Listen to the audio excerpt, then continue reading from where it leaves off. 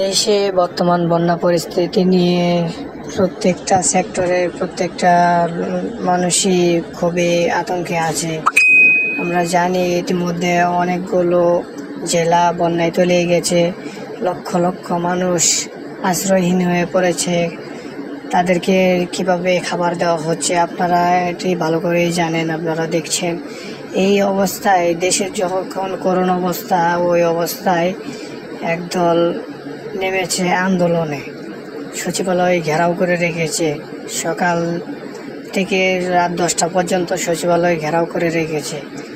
কত বড় স্পর্ধা ওদের, কত বড় সাহস! দেশে যখন তুমুল সংকট চলছে তখন তারা আন্দোলন শুরু করেছে।